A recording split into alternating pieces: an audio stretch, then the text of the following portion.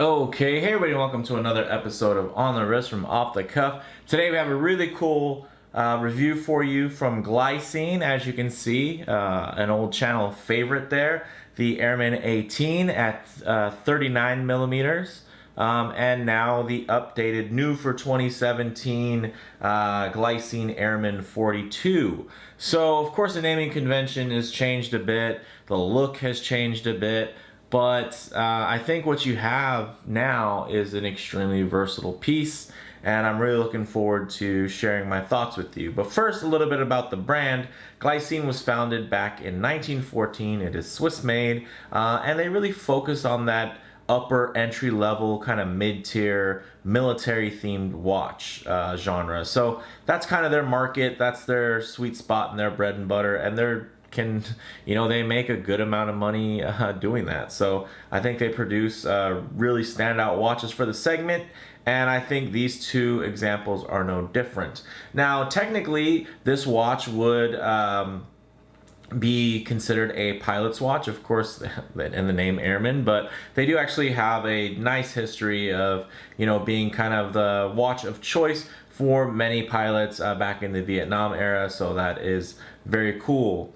As far as pilots watches go, really the kind of key features and design language you're going to want is, it's just a balance of legibility and functionality. That's the key. I mean, of course, when you're in the air, there's tons of different types of watches, something as minimalist as, a Flieger A-dial to, a Breitling, chronograph that's just going to have a million different scales and subdials, and it's just going to be a slide scale. So I mean, there's just so many different things you can pack onto there, but basically it is just that balance of functionality and legibility.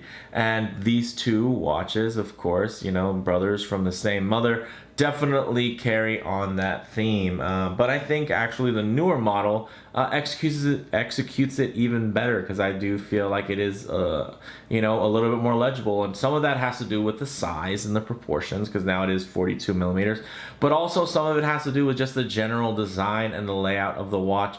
I feel like this is actually a pretty nice evolution, and I think it's in the right direction. There definitely, there was after the 18, there was the 19, and I want to say they even made it 20 and 21 after that, and then different variants, the base 22. So there's tons of different variants of the Airman. I mean, this is, there's been so many different kind of spin-offs and continuations, and it's been taken into many different directions, but it still has that kind of classic Airman look to it, and and these watches still carry on to those, but I think this is actually probably Glycine's best attempt to modernize that Airman design, because I really feel like the vintage version is such a classic that there's not much to do to improve it besides try to imitate it and emulate it. All right, so enough about that. Let's go ahead and zoom out and take a closer look at these in hand. So just for the beginning of this review, I figured it'd be good to have the Airman 18 in here. One, because I reviewed it on the channel. Two, because it does have that similar, basically that gradient blue dial theme, which I think is really great. This piece, definitely a real tool watch. I mean, 200-meter water resistant. This thing is an absolute tank, and it's really thin. I mean, as you can see there. And then, of course, here, same movement. Also very thin. But as you can see, just some of the differences to point out.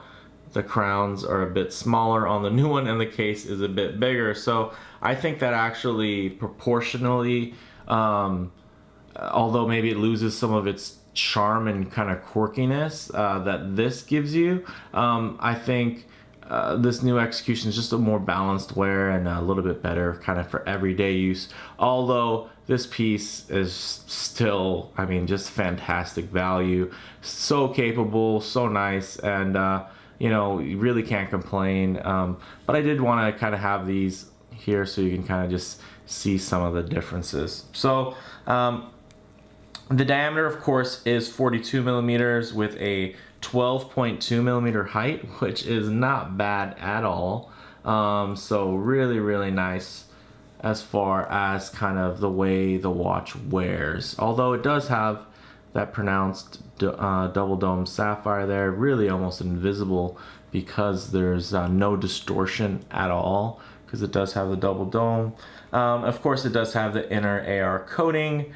As far as the bezel goes, it is actually bi-directional, and it's locked down by this little crown here, which is actually signed with the newer Glycine logo. As you can see, that is kind of more of a bird, versus here it's more of just kind of just a W basically there. But I'm sure maybe that's what it was meant to be at some point, and then it was oversimplified, and then maybe it got unsimplified and turned back into kind of that very stoic kind of falcon or eagle silhouette that you see now. Now the movement, of course, they're the same on here, just might be easier to kind of see because there's no bracelet on the previous model, but it's the same movement. Definitely a workhorse, well known in the GMT watch game. So this is the 2893 from ETA. It's hacking and hand-windable, of course. Very, very thin, and it's just a step above your standard 2824 game as far as the fit and finish and kind of the level, and just really the tolerances of this movement is just just the next step up, which is really nice because it still is quite robust, but it's just kind of a more modern movement and a more desirable for sure. Now the Caseback, let's go ahead and put this guy down here for now. The Caseback, as you can see, really nice display Caseback, although the movement isn't really heavily finished or anything like that. It's a nice piece, and it's I love the rotor on there. They have the little Glycine Airman printed on just like in the previous models, and it's just a nice piece, and it lets hey, look, this is a mechanical movement. I'm never gonna have to put a battery in there, so it's just a nice piece to have, especially if you have a nicer movement to look at. So as far as the dial goes, let's go ahead and get it kind of close while still keeping it in focus. As you can see, that beautiful gradient blue dial, I mean, it has a matte finish. It has a date complication there right at 3 o'clock. Really nice because it doesn't really force anything out of the scene. It's kind of just right where that indice would normally be. So I think well executed on Glycine's part there, versus kind of having something that could be a little bit more obtrusive. I think it actually just fits right onto the dial and the spacing and everything like that in a really nice way. So really well integrated from that standpoint. Now, as far as the hands go, of course, they're polished with lume. The water resistance on this one is only 10 atmospheres, which is 100 meters, which is pretty standard. I think it's really nice. It's crazy that the Airman 18 was 200 meters water resistant. I think that's really more so a standout feature versus kind of a knock against this piece here. So the bracelet is very interesting. It is a 22 millimeter lug width. They're really, really wide lugs and long lugs, but they do curve down really nicely. So you get the visual appeal and kind of a mass. And that's one of the reasons why the 39 wore so well, is because it has similar lugs, and those lugs are going to make the watch feel bigger than it really is visually. It's going to carry the visual weight. One of the nice things is the physical heft of the watch is cut down, because although it's wide, it's actually pretty short and stubby. It's just angled down. So that really helps as far as wearability goes. And it's still going to kind of be very modern and sporty and feel like you have a chunk of Swiss metal on your wrist. So that's always nice. Now the end links are solid, as well as the links, and then the bracelet does taper down to 20 millimeters here at this butterfly clasp. And the design is it looks very similar to a Jubilee, kind of up here at the top, where you're going to have those kind of center links that are different spacing. But then as you get down here, you know, it actually, because it does taper down, now it's kind of a more standard kind of 5-link affair there, which is kind of nice. It gives you kind of both aesthetics there, and as you can see, there is some nice articulation. It's, you know, some people might see that as like a knock against it, but this is not rattly at all to me. I mean, like, you can make it do that, but, you know, although it's thin, it still feels very, very solid, which is nice. And it just drapes on the wrist as you would expect from a Jubilee style bracelet. So let's go ahead and get this on the wrist right now. So let me just pull off this glove here off camera and bring it back and get this guy right on wrist. So as you can see, nicely signed there. Fine brushing throughout. The light really hits it and plays off it very nicely. And as you can see, those nice wide lugs do cover a lot of surface area, but because they curve down and hug the wrist, it's really, really nice in the way that it wears, although it's gonna have that nice kind of really massive tool watch look to it on the wrist. And I think, you know, with the kind of the shrunken down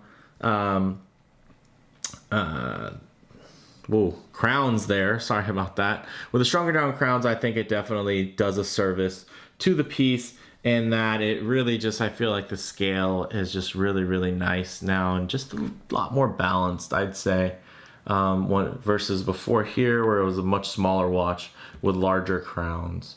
So yes, I mean, not quite as quirky, but I think, again, overall, this just is a better everyday, day-to-day kind of piece, and the size, I think, is quite nice. Of course, feels a little bit big up close there on the kind of wristy shot, but, you know, hey, this watch on the human body, on an entire arm attached to a torso, attached to some legs, let me tell you, this piece doesn't feel oversized at all. I think it really wears quite nice, and of course that gradient blue dial is so versatile. It just kind of goes with a lot of different, you know, any type of denim you're wearing, whether it be light or dark, this is gonna definitely go with it. So it makes it very versatile as far as kind of the way you're gonna coordinate your outfit, which is nice. On wrist, you know, of course, I think it's a versatile piece. It can be kind of dressy, it can be kind of sporty. You know, it's just really handsome. It's a nice blend of kind of vintage design cues with some modern updates, of course. Now, as far as model variants go, now instead of kind of having a line of, you know, the 18, 19, 20, and so on and so forth, now they've kind of cleaned up the range to where it's just the Airman, and then the nomenclature is, it basically represents the size. So there's the Airman 42, the 44, and 46. They have 12-hour options and 24-hour options, stainless steel cases and bracelets, and then also PVD cases. So there are a lot of options, you know, and then of course there's a bracelet choice, and then there's a leather choice, and even some on NATOs, which is really, really nice and different. Actually, let's go ahead and get this piece right out of the way and focus on the new here. So, I mean, as far as comparable models go, I'd say, you know, most other GMT watches in this price range, they're really just limited to micro brands, you know. So you're buying those direct, or, you know, and they're kind of normally homage watches, you know. They're paying homage to a different piece, especially in this price range. So, I actually might have just glazed right over that. These are the retail price on these is $1,750, and normally you'll see them go for right under $1,000, right at around $995.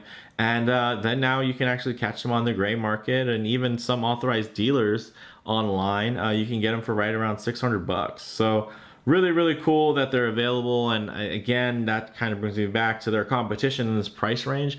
At $600 for a GMT, it's pretty tough to find an automatic GMT, two, one that's actually original, three, this one might pay homage, but it's to its own self, right? It's a Glycine kind of catalog signature look. So although maybe it's not the most original, it's still not just kind of a blatant homage to a completely different watch. This is by no means a substitute for a genuine Airman, because it is a genuine Airman. So that's definitely nice. As far as, I guess, really just the bottom line is it's a great sports watch. It's highly functional. It has the ability to track 3 time zones at once. It's featuring a fresh take on Glycine's original design language, from a model that's been under continuous refinement across multiple generations. This is kind of has that, I've brought it up a couple times, it has that 911 quality to it, right? Every model kind of shares that same silhouette and aesthetic, but they tweak it and they do a little bit to it, and they haven't ruined it yet, right? I'd say the 996, those headlights weren't the greatest, but that's neither here nor there. Overall, it's been improved over time and refined over time, and it still speaks to the original. And I think this is definitely one of those watches that hits those same types of notes. It still speaks to the original. It has been refined over time, but to me, this is a very clear improvement, and really couldn't be happier with it. I actually find myself having to put this watch down so I can get other watches in the rotation, because it's just so versatile. It just kind of goes with everything. You have that blue to darker blue gradient dial, and then that steel bezel. It's just a nice piece, and you got a really nice wearable bracelet. So let me know what you guys think in the comments below. Do you like it? Do you love it? You hate it? You wish they would put this bracelet on the older model? I think I've heard that a couple times on some of the Facebook comments, but I gotta say I'm a big fan of this piece, and I'm still, of course, a fan of the 18. It's a great piece too. But I'm really liking this. I think I kind of expected not to like it as much. I kind of went after it as more of a, I thought it would be a good review piece, but I think I'm actually finding myself really enjoying this, and it just hits so many marks. I think it checks a lot of boxes for really any watch collector, or even if you're not a big collector and you're just like wearing a nice watch every once in a while. So let me know what you guys think in the comments below. And if you enjoyed the video, please do hit like, and if you haven't already, please do subscribe for more content just like this.